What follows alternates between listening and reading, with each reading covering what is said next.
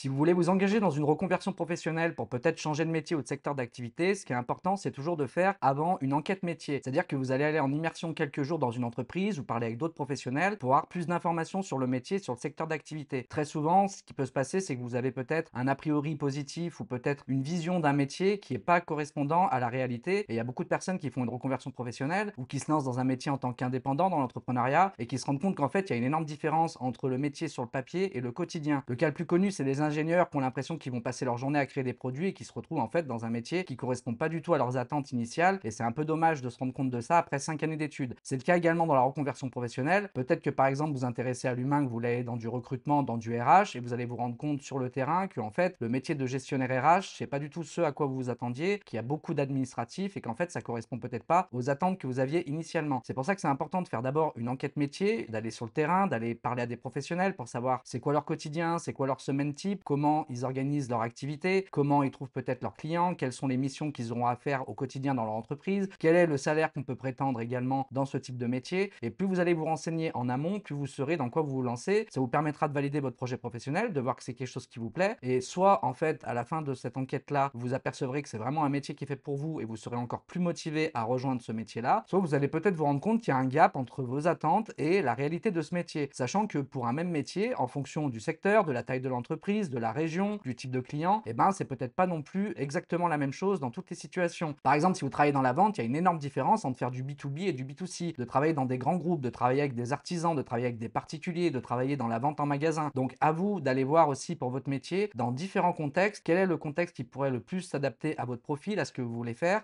et ça va également vous donner la possibilité de commencer à vous constituer un réseau et de peut-être trouver des opportunités, des rencontres qui vont vous servir par la suite, soit pour trouver un stage, soit pour trouver un premier emploi, soit peut-être pour faire une alternance. Donc il y a deux types de situations où c'est intéressant de faire une enquête métier. La première, c'est vous, de votre côté, vous avez envie de vous engager dans un métier et avant de suivre une formation, avant de vous engager pleinement dans un parcours ou de simplement aller postuler dans ce métier, vous avez envie d'en savoir plus et de votre côté, de manière autonome, vous allez pouvoir aller questionner des professionnels, parler peut-être à des amis qui travaillent dans ce secteur, essayer de prendre un maximum d'informations sur Internet. Et la deuxième situation, c'est si vous voulez faire une formation professionnelle. Si par exemple vous avez envie de vous engager dans une formation professionnelle et de passer par exemple un bac plus 2, de faire un titre professionnel qui se fait par exemple en 6 mois ou un an en alternance, le problème c'est que vous allez partager votre projet avec France Travail et soit ils vont pas vous prendre au sérieux, soit ils vont avoir peut-être certaines fois des réticences à financer une formation ou un parcours professionnel. Ça va dépendre du type de métier que vous recherchez. Est-ce que c'est un métier qui est très recherché dans votre région? Est-ce que c'est un métier qui est en tension? Quel est le coût également de la formation? Puisque si vous faites une formation qui coûte 6 000 euros, c'est pas la même chose que si vous voulez devenir par exemple soudeur et que ça coûte 20 ou 30 000 euros de suivre la formation. Donc France Travail, ils vont vous demander en fait des garanties. Ils vont pas vous financer comme ça parce que vous arrivez et que vous demandez à vous engager dans une formation. Donc vous allez devoir préparer un dossier professionnel qui prouve que votre projet il est cohérent, que c'est en accord avec votre profil, que vous avez fait vos démarches pour vous renseigner. Et plus votre dossier sera de qualité, plus vous semblerez informé sur ce que vous voulez faire, plus vous serez capable de montrer de la motivation et plus France Travail ou d'autres organismes vont être en accord pour financer peut-être votre formation professionnelle. Donc il y a même certains cas où ils vont vous obliger à faire un stage d'immersion. Donc il y a plusieurs dispositifs que je vais vous présenter dans cette vidéo. De cette manière, ça pourra vous permettre de mettre toutes les chances de votre côté pour préparer votre reconversion professionnelle, pour aller faire une enquête métier. Et je vous ai fait un diaporama où je vous présente toutes les étapes et tous les dispositifs qui existent pour faire une immersion professionnelle, les questions qu'on peut poser aux recruteurs. Et de cette manière, j'espère que ça vous aidera à aller faire votre enquête sur le terrain pour vous renseigner sur le nouveau métier dans lequel vous avez envie de vous engager. On se retrouve donc sur mon ordinateur, donc je vais vous présenter comment on peut réaliser une enquête métier pour préparer sa reconversion professionnelle. Et je me suis basé sur les méthodes et les dispositifs officiels, notamment sur France Travail, qui vont vous permettre de valider votre projet et de maximiser vos chances de réussite. Donc ce qu'on va voir, c'est pourquoi il faut faire une enquête métier avant de s'engager dans une reconversion professionnelle, quels sont les objectifs d'une enquête métier. Je vais vous partager une méthodologie sur le terrain avec les questions clés que vous pourrez poser à un professionnel, à un ami ou à un recruteur pour savoir à quoi consiste le métier et comment s'organise l'activité. Je vais vous présenter également le dispositif PMS-MP, qui est un dispositif de France Travail qui permet en fait tout simplement de faire un stage d'immersion. Donc il y a une nouvelle plateforme d'immersion en fait où vous avez simplement à remplir vos informations et l'employeur aura lui aussi à remplir vos informations et vous pourrez faire un stage d'immersion d'une semaine qui vous permettra de mettre plus de chances de votre côté pour avoir un financement par France Travail et également d'avoir un contrat qui prouve que vous avez fait un stage d'immersion dans une entreprise. Il y a un autre dispositif qui s'appelle le POEI. Donc là, c'est plutôt une préparation avant l'emploi qui permet en fait d'aller souvent avant un recrutement, se préparer à un emploi pour voir si ça vous plaît et puis pour valider certaines compétences avant de rentrer dans une entreprise. On verra comment on peut trouver une entreprise d'accueil. Je vous donnerai quelques conseils pour optimiser votre profil LinkedIn si vous voulez utiliser LinkedIn pour faire votre enquête métier, pour trouver un employeur ou une entreprise qui veut vous accueillir. Je vais vous montrer comment on peut analyser les résultats et je vous donnerai en conclusion quelques ressources officielles essentiels et quelques conseils personnels qui pourront, j'espère, vous aider à réussir votre enquête métier pour pouvoir vous engager sereinement dans un nouveau job qui vous plaît. Alors pour remettre un peu de contexte, pourquoi une enquête métier c'est crucial pour faire une reconversion? Moi ça fait une dizaine d'années que je travaille dans l'accompagnement et la formation et j'ai vu beaucoup de personnes qui se sont engagées dans une formation de 6 mois ou 1 an, qui avaient des attentes sur un métier, par exemple dans le recrutement, qui pensaient qu'elles allaient beaucoup travailler dans l'humain, qu'elles allaient passer du temps à parler avec les candidats pour les accompagner dans leur carrière et qui se sont aperçues en fait au bout de 3 mois de formation qu'en fait le métier leur plaisait pas du tout, qu'il y avait énormément d'administratifs, que c'était beaucoup du juridique, des contrats et qu'en fait dans le RH on va surtout être du côté de l'entreprise et essayer de placer des gens vite et bien le moins cher possible et ça correspondait pas du tout à la vision qu'ils avaient du métier. Donc c'est un peu dommage quand on a eu un financement par Pôle emploi, qu'on a mis toutes les démarches de son côté, peut-être même faire un déménagement pour s'engager dans une formation et qu'on se rend compte en cours de route que c'est pas fait pour nous. Donc c'est très important avant de vous engager d'avoir le maximum d'informations dans le concret sur le métier. Ça vous permet de mieux vous préparer pour entrer dans le métier, ça vous permet également de clarifier votre projet professionnel, ça vous permet de voir dans quel secteur d'activité peut-être ou avec tel type d'entreprise, telle taille d'entreprise vous avez envie de travailler, ça vous permet d'éviter de faire des erreurs d'orientation et d'être déçu, ça vous permet de découvrir la réalité du métier au quotidien, ça vous permet de valider l'adéquation entre vos attentes et la réalité professionnelle. Ça vous permet aussi de voir peut-être qu'il y a des compétences qui sont nécessaires à développer, qui sont peut-être pas dans la formation que vous pensez suivre et que vous allez développer sur le côté. Par exemple, si vous voulez aujourd'hui faire une formation dans la communication digitale, il y a énormément de choses qui sont axées sur le marketing et les réseaux sociaux, mais peut-être que vous, dans le secteur où vous avez envie de travailler à côté, vous aurez peut-être besoin d'apprendre le montage vidéo et c'est pas du tout vu dans la formation. Donc en fait, de faire l'enquête métier, ça vous permettra de voir qu'il y a peut-être aussi un décalage entre la formation que vous voulez suivre et les compétences réelles que vous avez besoin pour faire le projet que vous avez envie de faire. Donc ça vous permet après de faire votre propre plan de formation personnalisé, d'aller vous former avec des tutos, de faire des choses en plus que ce qui est prévu dans la formation. Donc dans tous les cas, ça vous permet d'identifier les compétences qui sont nécessaires et puis de voir les opportunités du marché, de voir s'il y a beaucoup de demandes, de voir s'il y a beaucoup d'offres d'emploi dessus, de voir si c'est possible de travailler peut-être dans ce métier en freelance, de parler avec d'autres professionnels et des amis pour voir si eux, ils sont heureux dans leur métier, puisqu'il y a beaucoup de métiers aussi où on idéalise parce qu'il y a un statut social, mais en fait, le quotidien, il n'est pas forcément super agréable. Et puis, il faut savoir qu'il y a seulement 40% de réorientation professionnelle qui aboutissent avec succès. C'est-à-dire qu'il y a beaucoup de personnes qui, sur la route, se rendent compte qu'en fait, elles voulaient changer de métier parce qu'elles avaient un ras-le-bol, mais qu'en fait, c'était pas une question de métier en tant que tel, c'était peut-être le contexte de l'entreprise. Et en fait, en allant chercher un autre employeur dans un autre secteur d'activité, elles vont reprendre goût à leur métier initial et peut-être annuler leur reconversion professionnelle. Il y a également beaucoup de personnes, comme je vous l'ai dit précédemment, qui sont déçues par le métier dans lequel elles s'engagent. Et puis, il y a des personnes qui se rendent compte aussi qu'après un burn-out, c'est le contexte de l'entreprise qui les intéresse plus, c'est le côté 9h-17h du lundi au vendredi qui les intéresse plus. Et en fait, elles essayent de changer de métier en se rendant compte sur la route que ce qui leur plaît, ça va plutôt être de se lancer dans l'entrepreneuriat. Donc pour vous donner quelques chiffres, d'après France Travail, il y a 67% des actifs qui ont confiance dans leur avenir professionnel en 2025. Personnellement, c'est un chiffre que je remets un peu en question, surtout avec l'arrivée de l'IA. Je pense qu'il y a beaucoup de personnes qui ne se plaisent plus dans leur travail ou alors qui s'inquiètent même de leur avenir, savoir si leur métier va être remplacé par l'IA, savoir si le monde de demain va leur permettre de continuer à faire cette activité. Donc d'après France Travail, il y a 67% des actifs qui ont confiance. Pour vous donner une idée, il y a quand même beaucoup de personnes qui sont pas extrêmement épanouies dans leur travail. Il y a beaucoup de burn-out et il y a 19% des actifs qui commencent à préparer une reconversion professionnelle. Donc il y a eu le CPF ces dernières années qui a quand même permis à beaucoup de monde de faire une transition, mais actuellement, il y a quand même beaucoup de personnes qui s'intéressent aux réseaux sociaux, à peut-être devenir créateur de contenu, à créer une activité en parallèle de leur travail. Il y a quand même énormément de personnes qui ont envie d'une autre vie et qui prévoient de faire une reconversion professionnelle. Et enfin, dernier chiffre, il y a 1,4 million d'actifs qui changent de métier chaque année. Donc c'est 7,4% de la population active. Donc une personne sur 10 prévoit de changer de métier chaque année. Donc les objectifs de l'enquête métier, il y en a 5. Le premier, c'est déjà de découvrir la réalité du métier au quotidien. Comment se passe une semaine type? Comment se passe la journée dans un type de poste en particulier? Ça permet également de valider l'adéquation entre son projet et ses motivations personnelles. Ça permet d'identifier les compétences qui sont requises, que vous allez devoir apprendre. Et ça vous permet après de chercher une formation qui est en accord avec les compétences qui sont requises dans le métier. Et comme je vous l'ai dit avant, peut-être de faire aussi une formation complémentaire ou de vous former de votre côté avec des tutoriels ou directement sur le terrain. Ça permet d'explorer les débouchés du marché du travail et de l'emploi. Donc ça va vous permettre en fait d'aller directement sur le terrain, de parler avec des professionnels, de commencer à vouloir faire des stages et peut-être que ça va vous permettre de trouver directement quelqu'un qui veut vous recruter, peut-être en alternance, peut-être à l'issue de votre formation. Et quand vous commencez une formation en ayant une promesse d'embauche à la sortie ou en sachant qu'en fait vous n'avez pas trop de mal à trouver un poste à la sortie, c'est quand même beaucoup plus motivant et ce sera également rassurant pour France Travail ou les organismes qui vont financer votre formation professionnelle. Et enfin, ça vous permet de commencer à construire votre réseau, à aller dans le secteur visé, puis à commencer commencer à créer des relations avec d'autres personnes, pourront vous intégrer dans leur entreprise ou pourront vous donner accès à des opportunités. Donc voilà pour les objectifs de l'enquête métier. C'est une démarche qui est vraiment indispensable avant de faire un changement de carrière. Et pour les personnes qui regardent peut-être cette vidéo qui veulent devenir indépendants, c'est exactement la même chose quand on veut créer son entreprise. Il faut avant faire une étude de marché, c'est-à-dire aller étudier l'offre existante, aller étudier la demande des clients, aller parler aux clients, aller parler à des futurs concurrents pour voir comment ils structurent eux leur organisation, comment ils structurent leurs offres. Donc quand vous voulez faire un changement de carrière professionnelle, très souvent vous êtes dans 3 types de situations. Soit vous voulez changer de métier et vous vous lancez directement comme ça en allant postuler, soit vous allez faire une formation professionnelle pour apprendre les compétences du métier, soit peut-être c'est quelque chose que vous voulez faire en tant qu'indépendant et vous lancer dans l'entrepreneuriat. Dans les 3 situations, c'est toujours intéressant d'aller d'abord faire une enquête métier, aller étudier le marché pour savoir dans quoi vous vous lancez. Donc je vais vous conseiller 5 étapes pour réaliser votre enquête sur le terrain. La première étape, ça va être de définir ses objectifs et les métiers cibles. Donc vous allez pouvoir faire une liste des métiers qui vous intéressent. Parfois pour un même métier, il va y avoir plusieurs appellations. Par exemple, si vous voulez travailler dans les ressources humaines, il y a consultant en recrutement, conseiller en recrutement, conseiller en gestion des ressources humaines. Vous pouvez avoir plusieurs appellations pour le même métier. C'est pareil dans le secrétariat, c'est pareil dans le commerce. Donc faites une liste des métiers. De cette manière, vous pourrez répondre à plus d'offres quand vous aurez toutes les appellations qui sont possibles. Vous allez identifier précisément les métiers dans lesquels vous souhaitez explorer le quotidien et les questions que vous voulez poser pour avoir des réponses. Ça peut être le salaire à l'embauche, ça peut être le salaire après quelques années, ça peut être le déplacement, est-ce qu'il y a des déplacements à faire, ça peut être les compétences à maîtriser, ça peut être les logiciels à maîtriser. Je vous donnerai par la suite une liste de questions que vous pouvez poser pour clarifier vraiment votre projet avec la personne qui va peut-être vous accueillir dans une immersion. Dernier conseil, si vous prévoyez de faire une formation professionnelle, j'ai fait une vidéo sur ma chaîne YouTube où vous pouvez aller voir le répertoire national des certifications professionnelles. Donc c'est sur le site France Compétences et ça vous permet en fait de découvrir toutes les fiches métiers officielles et surtout d'avoir tous les blocs de compétences pour chaque formation avec également les conditions d'examen. Donc ça vous permet avant de vous engager dans une formation de connaître toutes les compétences que vous allez développer dans la formation et de savoir comment vous allez être évalué à la fin. Est-ce qu'il y a un oral, est-ce qu'il faut faire un dossier? Ça vous permet de savoir dans quoi vous mettez les pieds avant de vous engager dans une formation. Et puis également, vous verrez qu'il y a plusieurs types de formations avec plusieurs durées, plusieurs niveaux de diplôme pour accéder parfois au même métier. Donc en allant sur le site de France Compétences, vous pourrez voir toutes les certifications qui sont possibles pour faire ce métier et toutes les écoles qui proposent cette certification. La deuxième étape, ça va être de rechercher des professionnels que vous allez pouvoir interviewer. Donc ça peut être des personnes que vous allez identifier dans votre réseau, ça peut être des personnes que vous recherchez par rapport à leur métier directement sur LinkedIn, ça peut être des personnes que vous découvrez dans des salons professionnels ou dans des associations, ça peut être des personnes que vous contactez sur Instagram. Donc il n'y a pas vraiment d'importance, le but c'est simplement d'aller parler à un maximum de professionnels dans différents secteurs d'activité, dans différents contextes et tailles d'entreprise pour avoir des personnes à qui vous pouvez poser des questions. La troisième étape, ça va être de préparer un questionnaire qui est structuré, donc d'avoir 10 ou 15 questions auxquelles vous voulez avoir des réponses et d'essayer d'appeler des professionnels pour leur poser quelques questions sur le métier. Donc il va falloir que vous appeliez plusieurs professionnels où vous alliez les rencontrer directement, en sachant que certains vont peut-être vous refuser tout simplement parce qu'ils n'ont pas le temps de répondre à vos questions.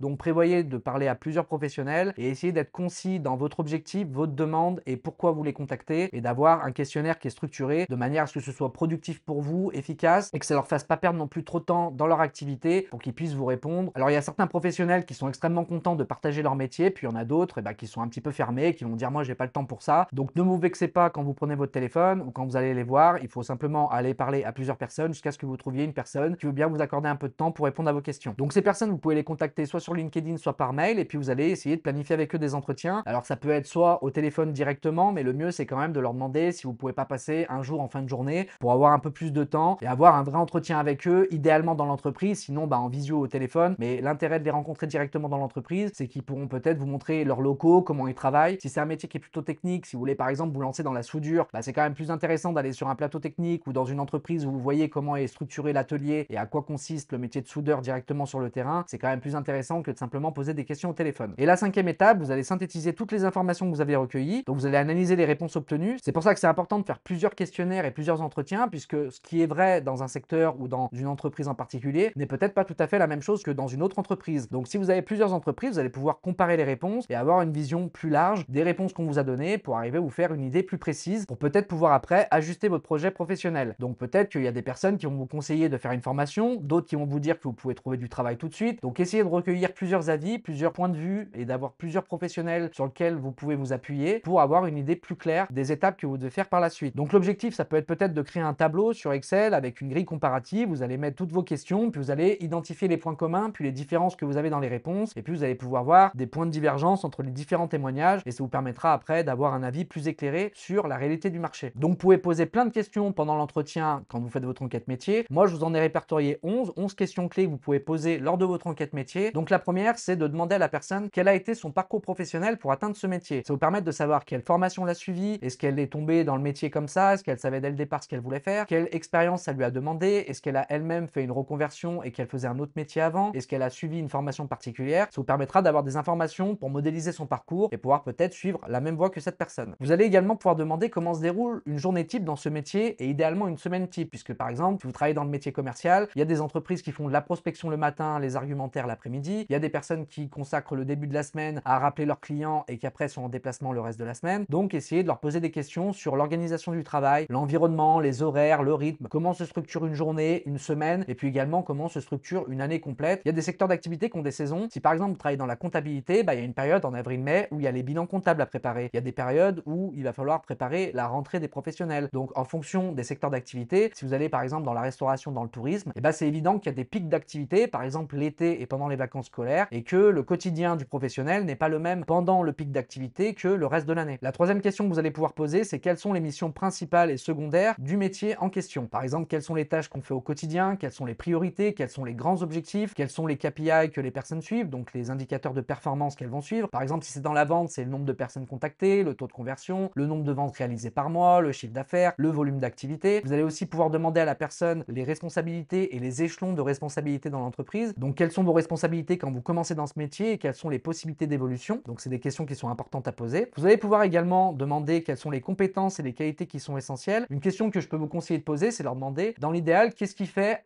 le nom du métier. Ça permettra à la personne de prendre du recul un peu sur son métier et de voir comment elle juge un bon charpentier, un bon gestionnaire de ressources humaines, un bon ingénieur, et ça vous permet de voir quels sont les savoir-être, les savoir-faire, l'état d'esprit qui est recherché et les aptitudes qui sont demandées dans ce métier et qui font que vous pouvez sortir du lot dans ce métier. Il y a des métiers où c'est intéressant d'être une personne qui est dynamique, il y a des métiers qui sont plus d'analytique, il y a des métiers où il faut un bon relationnel. Donc c'est intéressant de voir aussi si le métier il peut correspondre à vos aptitudes naturelles et à votre valeur ajoutée personnelle. Vous pouvez également leur demander quel parcours de formation ils recommandent, donc le diplôme, la certification, s'il y a des alternatives, si c'est conseillé de se former en alternance ou non, si on peut commencer dans le métier et se former directement sur le tas ou s'il vaut mieux faire une formation. Et puis vous pouvez leur demander quelles sont les évolutions de carrière qui sont possibles, quelle est la progression, est-ce qu'on peut se spécialiser, est-ce qu'il y a de la mobilité, est-ce que c'est facile de trouver une autre entreprise, est-ce qu'il y a des opportunités en interne pour de la promotion. Donc ça, c'est des questions qui peuvent être intéressantes pour vous permettre de vous projeter dans le métier par la suite. Vous allez pouvoir demander quels sont les avantages et les inconvénients du métier. Donc qu'est-ce qui eux les rend heureux au quotidien, quelles sont les difficultés qu'ils rencontrent. Par exemple, si vous travaillez dans le bâtiment, ils vont peut-être vous dire qu'ils aiment construire quelque chose de leurs mains, mais qu'il y a des problèmes le jour où il y a des intempéries, que l'hiver il fait froid. Une personne qui travaille dans un bureau, elle va peut-être vous dire qu'elle a un métier confortable, mais qu'elle s'ennuie un petit peu et qu'elle a l'impression d'être un peu toujours enfermée devant son ordinateur. Donc c'est important d'avoir les avantages et les inconvénients du métier pour pouvoir encore une fois vous projeter dedans, voir si c'est quelque chose qui peut vous plaire ou si ça correspond pas du tout à votre vision du monde et à votre style de vie. Autre question qui est importante, c'est de demander quels sont les salaires et les conditions de travail. Donc essayez de demander une fourchette, essayez de leur demander quel est le salaire moyen à l'embauche et surtout, est-ce que si on travaille dur et qu'on devient bon dans ce métier, est-ce que c'est possible de faire des gros salaires après quelques années? Quelles sont les entreprises et les leaders du marché qui payent peut-être un peu plus dans le même métier? Parce qu'on travaille quand même pour gagner de l'argent, donc c'est sans doute un indicateur qui est important pour vous et peut-être que vous n'avez pas envie de vous engager dans un métier où à la fin les salaires sont pas très hauts et ça peut être un critère de choix qui est décisif dans le choix du nouveau métier. Donc c'est une question qui est indispensable à poser. Vous pouvez également demander quelle est l'importance du réseau dans ce secteur. Il y a des secteurs où ça passe beaucoup par le bouche à oreille et par le réseau et où c'est une vraie valeur ajoutée d'avoir du réseau pour trouver des clients, pour trouver des opportunités. Est-ce qu'il y a des communautés, des événements? Est-ce que c'est un métier qui se fait un peu en solo ou est-ce que c'est un métier qui est plutôt dynamique et où on est en collaboration avec d'autres professionnels? C'est des questions que vous pouvez poser. Vous pouvez également leur demander comment ils voient l'avenir de leur métier, quelles sont les tendances, est-ce qu'il y a des opportunités, est-ce qu'il y a des risques, est-ce qu'ils pensent notamment par rapport à l'intelligence artificielle que c'est un métier qui a de beaux jours devant lui ou est-ce qu'au contraire vous vous apercevez qu'ils s'inquiètent eux-mêmes de leur avenir et c'est peut-être pas la peine de vous engager dans un métier qui est plutôt sur la fin et où il y a peu d'opportunités. Donc c'est des questions qui sont importantes pour vous permettre encore une fois de vous projeter. Et enfin, vous pouvez leur demander pour prendre du recul quels conseils ils donneraient à quelqu'un qui veut débuter dans ce métier, quels sont les pièges qu'il faut éviter, quelles sont les bonnes pratiques, quelles sont peut-être les compétences clés qui font la différence. Donc avec ces 11 questions, ça vous permet déjà de faire un tour d'horizon assez clair sur le métier, mais aussi sur les aptitudes et les compétences qui sont nécessaires dans ce métier pour voir si un profil comme le vôtre est plutôt adapté à ce métier. Si vous êtes un introverti, c'est peut-être pas idéal d'aller dans des métiers dans la communication. À l'inverse, si vous avez un profil très analytique, et peut-être qu'aller dans des métiers liés à l'informatique, au code, au développement web, c'est peut-être très pertinent pour vous. Donc avec ces 11 questions, vous aurez déjà beaucoup de réponses pour préparer votre reconversion professionnelle. Mais bien entendu, c'est une liste qui est non exhaustive et si vous avez d'autres questions à poser qui sont plus adaptées au métier dans lequel vous voulez vous lancer, bien sûr, n'hésitez pas à ajouter les questions. Vous n'êtes pas non plus obligé de poser toutes les questions que je vous propose ici lors de votre enquête métier. Je vous fais un petit focus sur le dispositif qui est officiel, donc la PMSMP, donc période de mise en situation en milieu professionnel. Les objectifs, c'est de découvrir un métier ou un secteur secteur d'activité, de confirmer un projet professionnel et d'initier une démarche de recrutement. Donc en fait, c'est France Travail qui va vous proposer de faire cette immersion-là. Ça vous permet d'être accompagné à la fois par France Travail et de cadrer un petit peu la relation avec l'entreprise qui vous accueille. Donc c'est adapté aux demandeurs d'emploi, à des jeunes qui sont en insertion et qui sont suivis par une mission locale par exemple, des personnes qui sont bénéficiaires du RSA actuellement ou tout simplement des salariés en reconversion ou en insertion. Donc tout le monde peut en bénéficier et la durée elle est modulable. En général, c'est un maximum d'un mois, donc de date à date. Donc vous allez commencer peut-être le premier du mois jusqu'au 30, mais ça peut être plus court. Ça peut être une semaine, ça peut être 10 jours, ça peut être continu ou discontinu et ça peut également être renouvelable. Si c'est renouvelable, normalement vous avez le droit de faire que 2 mois sur 12 mois glissants dans la même structure. Mais dans tous les cas, ce qui peut être intéressant, si vous voulez en faire plusieurs, c'est de viser plusieurs entreprises. L'intérêt, c'est que ça vous donne un statut et une protection. Donc vous n'êtes pas employé par la structure d'accueil, mais vous allez conserver votre statut et vos indemnités. Si par exemple vous êtes indemnisé par France Travail, ça ne va pas vous faire perdre vos indemnités. Ça vous permet également d'avoir une couverture en cas d'accident du travail si vous faites mal dans l'entreprise. Et puis si vous êtes salarié et que vous décidez de faire une immersion professionnelle, à la fin de l'immersion, vous allez retourner dans votre poste à l'issue de l'immersion. Vous n'allez pas du tout démissionner de l'entreprise pour faire cette immersion. Donc pour réaliser une PMSMP, soit vous le faites de manière autonome, donc il y a un site pour l'immersion qui vous permet en fait d'aller vous-même remplir les informations et d'aller les faire compléter par une entreprise. Sinon, ça peut être directement France Travail ou une mission locale, ça peut être aussi Cap Emploi qui va directement vous orienter sur le dispositif et donc vous allez avoir une convention entre vous-même, le bénéficiaire, la structure qui vous accueille et le prescripteur, c'est-à-dire France Travail, Cap Emploi, la mission locale. Donc pour simplifier les démarches, il y a une plateforme qui s'appelle immersion-facile.beta.gouv.fr. Donc c'est la solution qui est officielle pour simplifier les immersions professionnelles. Et donc comment ça fonctionne? Vous allez choisir dessus le métier que vous voulez tester, vous allez contacter l'entreprise qui vous accueille, vous allez lui faire remplir la demande de convention et vous aurez une réponse rapide. Eux, ils ont juste à compléter directement sur la plateforme et à signer directement. L'avantage, c'est que c'est super simple. La démarche, elle se fait 100% en ligne. Ça génère automatiquement les conventions. Vous n'avez pas besoin d'imprimer des fichiers ou d'imprimer des documents. C'est accessible à toutes les entreprises en fonction du secteur. Et puis, ça vous permet de respecter un cadre légal et d'avoir des assurances. Donc, le site, je vous le rappelle, immersion-facile.beta.gouv.fr et je vous mettrai le lien dans la description de la vidéo. Mais dans tous les cas, votre conseiller France Travail vous orientera directement sur la plateforme et c'est souvent eux qui vous forceront d'ailleurs à faire une immersion professionnelle avant de financer une formation. Il y a un autre dispositif qui s'appelle la préparation opérationnelle à l'emploi individuel. Donc là, c'est une aide au recrutement. C'est par exemple, vous avez une entreprise qui cherche à recruter dans un secteur et elle veut recruter des personnes qui ne sont pas encore 100% opérationnelles. Ce qu'elle va faire en fait, c'est qu'elle va diffuser une offre d'emploi en précisant que vous allez d'abord passer par une immersion, donc une POEI, et donc ils vont vous former en fait. Vous allez avoir un mentor, vous allez avoir une formation à suivre et le but en fait, c'est de vous préparer à être opérationnel dans le poste. Donc dans certains cas, ça peut être extrêmement intéressant. Donc au lieu de vous engager dans une formation et ensuite de chercher un employeur, là vous pouvez peut-être trouver directement un employeur qui cherche à recruter et qui est prêt en fait à investir sur vous et à vous former avant de rejoindre sa structure. Donc en fait, eux, ils ont un intérêt, c'est qu'il y a un financement qui va jusqu'à 5 euros de l'heure, des fois un peu plus selon les secteurs. Vous allez avoir un tuteur en fait et de cette manière, vous allez pouvoir suivre une formation jusqu'à 600 heures dans un organisme de formation ou jusqu'à 300 heures si c'est un tutorat en entreprise. Donc en fonction de la situation, soit on va vous envoyer dans un organisme de formation et vous allez suivre la formation avec une promesse d'embauche à la sortie, soit vous allez directement avoir du tutorat dans l'entreprise, donc ils vont vous faire travailler 2 mois en s'engageant à vous former et ça vous permet en fait d'être formé directement par l'entreprise avant d'être recruté dans ces équipes. Donc avant il y avait plusieurs dispositifs, il y avait aussi la FPR, mais depuis juin 2024 ils ont fusionné les deux dispositifs, mais maintenant il y a uniquement la préparation opérationnelle à l'emploi individuel. Par contre c'est un dispositif qui demande plus d'engagement, c'est-à-dire qu'à la fin de l'immersion on va vous embaucher directement avec un contrat de 6 mois minimum après la formation ou de 4 mois si c'est un emploi saisonnier. Donc là dans ce cas précis c'est une immersion qui est à faire uniquement si vous prévoyez de rejoindre l'entreprise après l'immersion. C'est pas pour aller faire une simple enquête métier, mais il y a deux situations où ça peut être très intéressant de passer par ce dispositif. Le premier cas, c'est si vous trouvez une offre d'emploi avec une entreprise qui propose une POEI. De cette manière, ça vous permet à la fois d'être formé et d'être intégré directement dans votre nouveau métier. Et la deuxième situation, ça va être de vous-même proposer une POEI à l'entreprise. C'est-à-dire qu'il y a une entreprise qui vous intéresse et vous avez envie de postuler chez eux. Ils cherchent peut-être un professionnel qui est déjà opérationnel. Et ben vous allez pouvoir leur proposer de suivre avec eux une POEI. Alors ça demande du temps puisque vous êtes obligé d'avoir un tuteur qui a 2 ans d'expérience dans l'entreprise qui va s'occuper de vous. Mais ça peut être un argument pour les convaincre de dire écoutez, vous pouvez avoir une aide au recrutement, vous pouvez m'embaucher pendant quelques mois et me former. Et à la fin, si mon profil vous convient pas, et ben ça vous aura pas coûté très cher. Ça vous permet de limiter le risque en fait et de voir si je fais l'affaire dans le poste ou non. Donc c'est pour ça que j'ai voulu vous parler de ce dispositif parce que ça peut être également intéressant, soit si vous voyez des offres qui le proposent, soit vous-même d'aller peut-être expliquer à des employeurs que ce dispositif il existe et que ça peut être avantageux pour eux, soit pour tester vos compétences, soit pour peut-être vous former en interne et avoir une aide au recrutement de la part de France Travail. Alors pour finir, je vais vous donner quelques stratégies pour trouver une entreprise d'accueil pour réaliser votre enquête métier. Il y a 5 méthodes qui ont fait leur preuve, il y en a plein d'autres, mais la première c'est la candidature spontanée. Il faut savoir qu'il y a un taux de réponse de 65% dans le cadre d'une enquête métier. Donc soit ils vous disent oui, soit ils vous disent non. Mais en tout cas, ils vont pas vous manger si vous envoyez un mail et que vous leur demandez s'ils sont OK pour vous accorder un entretien ou pour vous laisser faire une immersion dans leurs locaux, par exemple. Donc l'idéal, c'est de cibler des entreprises selon vos propres critères pour aller faire une enquête métier qui correspond vraiment à ce que vous recherchez et d'adresser une demande directement, soit en trouvant leur email sur les réseaux sociaux, soit en allant par exemple dans le formulaire de contact de leur site internet. Vous pouvez aller vous déplacer aussi directement dans les locaux, mais vous pouvez essayer d'envoyer une candidature spontanée par email. Il faut savoir qu'il y a 70% des immersions professionnelles qui sont obtenues grâce au réseau personnel ou professionnel,